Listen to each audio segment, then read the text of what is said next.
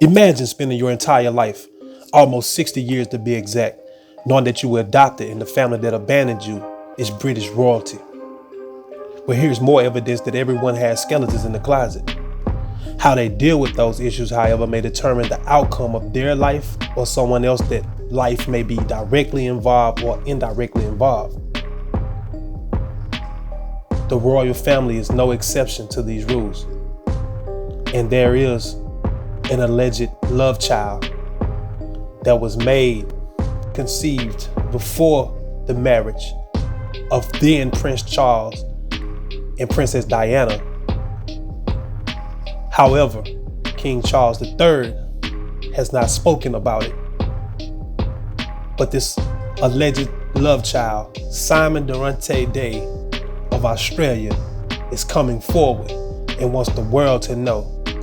Not for monetary gain, not for his rightful place as the next heir to the throne, but just so that he can have peace. Queenslander Simon Dorante-Day has, for many years, been on a mission to prove that he is the eldest son of now King Charles and Camilla. He says that he was conceived when Camilla was 18 and Charles 17, and then adopted to a friend of the Queen's staff. You can watch his full backstory by clicking this link. And there's a fresh twist in his royal paternity case in the wake of the Queen's death. The 56-year-old says he's been inundated with requests from media and royal watchers around the world in the days following the Queen's passing. Many are keen to know his next steps in the controversial case. Speaking exclusively to 7news.com.au, Dorante-Day revealed his thoughts on the Queen's death. Well, obviously, I'm sad. I mean, it's the morning, firstly, of an opportunity of solving this thing politely, and maybe we should say the right way. Disappointment at the whole process, and there's also anger. I mean, there's obviously going to be anger there as well. It's mixed emotions at the moment, but like everybody, we're all going through a mourning process. I mean, as an English person myself, I grew up with the Queen. The Queen's always been there, so to lose her is quite significant. The news of the Queen's death was broken to Simon by his youngest daughter. I found out two ways. My wife and I were asleep in bed when our daughter Miriam came in and let us know, and she said, "Hey, Dad, the Queen's passed away," and she was quite sad because, being one of the younger ones, she sees her as possibly her great-grandmother. So she's lost that opportunity too. My son was out working because he works night shifts, and he texted me about 4 o'clock in the morning. I didn't get that until after I got up, but he texted me and let me know. And he's the opposite way. He, what have they done for us? What have they done to come to help you, Dad? They can't even come clean or speak the truth. It's different attitudes from the children depending on their experience of it. Simon has released lots of photos of he and his family that he says is proof he is a secret royal, and in particular those who bear resemblance to Queen Elizabeth. It's hard at the moment because every time I look at one of them I see her. So, I mean, that kind of brings the grief on. I mean, a lot of my friends are also mourning that the Queen's passed, and they're quite sad. And to see them brings it back. It's right in your face. It's not something you can ignore. Yeah, I mean, it's not just the royal family. It's the Shan family. On the page, we've gone back to many lines of the royal family, and you can see facial features, and you can, everyone can see that for themselves.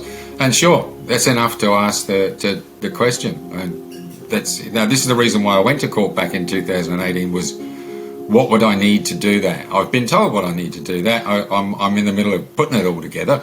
It's not simple. It's even less simple when you're doing it yourself. I know what happened to me. It's my life. It's me explaining myself. I know they happened. There's not a question in my mind. The question is why. And as I've said, the state of the UK owes me an answer. As an adopted child, I'm a ward of the state just like every other adopted child, and I have a right to know these answers. So, yeah, there's disappointment that I never got to meet her. There's disappointment that I never heard her side of the story. But there's also disappointment at the way the system's dealt with the whole thing. And I will persist to get answers for those. It's not a difficult question. I've been to court. I've shown that I do have the evidence that I need to ask this question. The anger is at not getting that dealt with, not getting just the simplest answer. Is frustrating. To me, there's a mountain in front of me. Whether it's male or female, whether it's the Queen or whether it's Charles, I've still got that mountain to climb to get to the truth. And that's what it is about, is the truth. So is Simon intimidated that the man he's seeking answers from is now king? Not really. No, like I said, the mountain doesn't change. It's still a mountain. I'm going to climb it. So I've got to climb it to get over it. That's the way it is. And honestly, we appreciate being given the opportunity to let him know that we haven't given up and he'll still see us. We have not given up, and we will address him via law, L-A-W, and law, L-O-R-E. And why I say law, L-O-R-E, is because I'm an Indigenous Australian from both Aboriginal and Torres Strait Islander tribal groups here in Australia. If Simon's claims are true, he would be the rightful heir. He says that he was disappointed when he saw King Charles make William the Prince of Wales. It's like being overlooked. I can understand how Harry feels. It's not the not getting it. It's the being overlooked, being ignored, not being made to think any worth. You know, I mean, that's the bit that kind of gets to you. But I wasn't necessarily looking for that. As everybody knows, I want the truth. And if you look at it from this perspective, would you want to be governed by people that are capable of that? Are capable of such lies, such deception and manipulation? It's been a journey for me. When I was a young kid, it was all red, white and blue, rule Britannia, Britannia rules always, the monarchy can never do anything wrong. Then as I got older and I realised the reality of the world, and I realised the poverty, the joblessness, the job searching, the economy. You know, you look at a whole picture. I left the UK despising the royal family for what they stand for and what they do to the people of England alone, let alone the rest of the world. So then I had to go out. I saw what the empire had done to the world when I was in the Navy, and I went from country to country to country, and I've seen the devastation. I've seen the anger. I know the aggression people hold to what's not been done, what's not been rectified. So I've experienced that firsthand, and people overlook a lot of this. It is a major factor in it. And then I discovering who my parents were, and the realization that it was them. Then you look at it different again. So I had to look at the monarchy and see, well, what's the worth of this thing? You know, do we really want to be governed by, when we're really being governed by the politicians? I mean, the UK government I'm a ward of the state. They've got answers in this just as much as Charles, and I'm yet to get any reaction in that regard. They talk about Charles hiding behind his mother's skirt. I think the UK government hide equally as well behind the royal family, and they become a manipulation object in this game. Simon was very emphatic when asked if he planned to watch the Queen's funeral. No, not at all. Not at all. No, I've not watched any. We've got our own process of dealing with sorry business, is what we refer to that from the Indigenous community. Yeah, so we've got our own little plan on how we will address that and how we will address our emotions in relation to the old lady, which we called Akka Lilybet for many, many years. Akka is a terminology we use in the Torres Straits that means grandma. And it's used affectionately, so yeah. So how will Simon remember the Queen?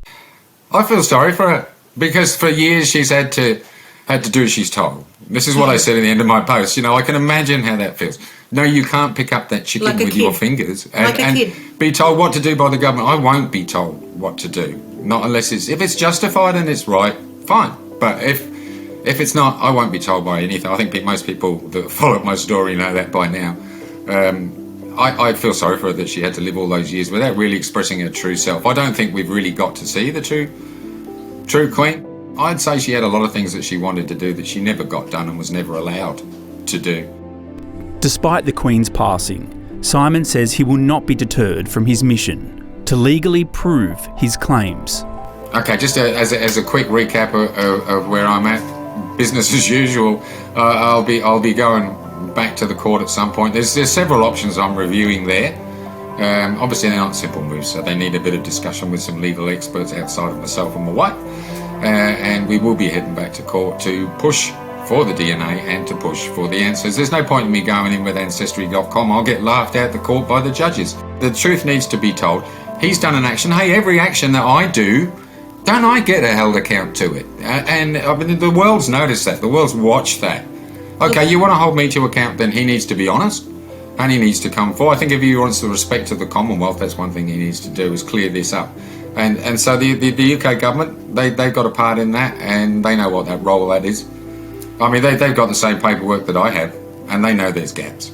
So don't try and hide behind that barricade any longer. You know, I can... It's hard.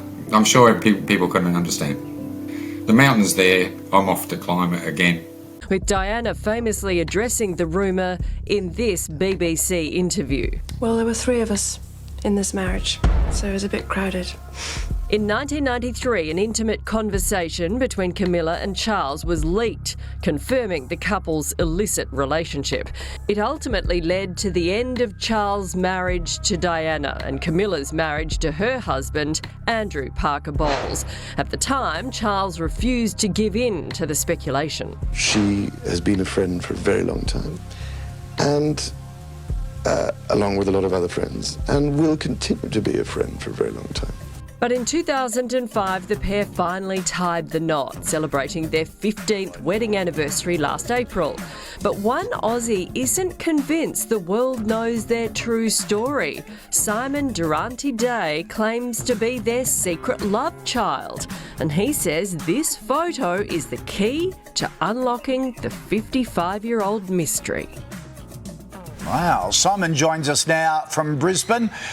Thanks for joining us. Look, you've fought for decades to prove this, even take you to court. Why should anyone believe you? Hey, well, listen, good morning, Koshi. Good morning, Nat. Well, I think the evidence speaks for itself. I mean, the face is what gives it away. That's what's caused the recent issue with Liam's photo.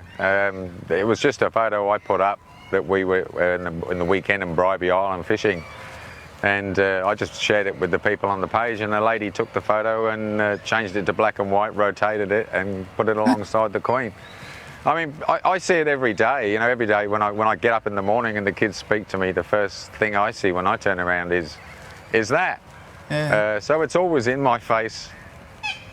Yeah, Simon, look, I mean, I know it's a likeness, but I don't know whether that's proof. You say you have proof that they conceived in 1965, although royal commentators say Charles and Camilla only met at the polo in the 70s.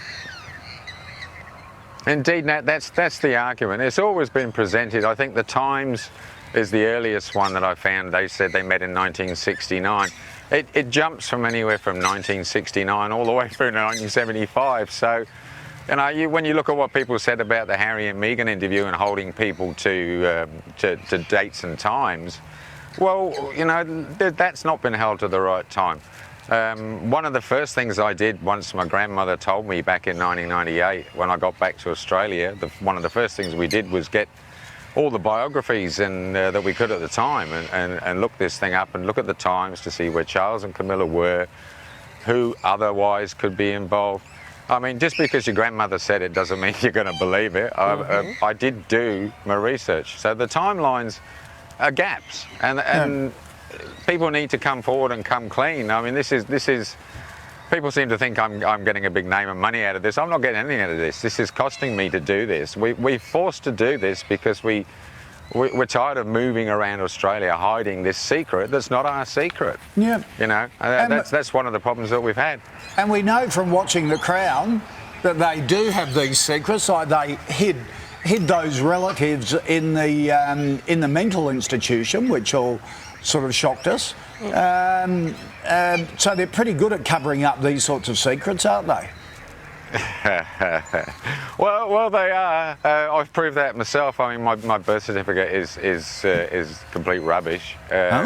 the documentation that I've got for the adoptions written in my own adopted mother's handwriting. So there's lots of bits of evidence like this, that handwriting interpretation, I need to prove that that is my mother's handwriting. That have got to go before the court, and we've had a bit of a game with that here in Australia.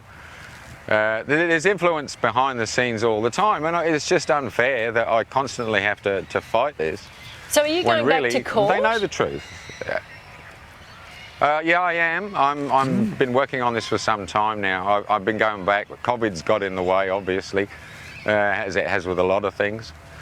But yeah, I'm heading back to court. I've got the original evidence I've got, and I'm slowly collecting more. I mean, the longer this thing runs, the more they're going to get egg on their face, not me. All right. Simon, we wish you well in court. We'll keep following it. We'll keep in touch. Fascinating. Nice to see you. Thanks for your support and thanks for having me on. Good on you. Thank you. Yeah, imagine if that is true. Oh, wow. That would be the biggest Huge. story ever.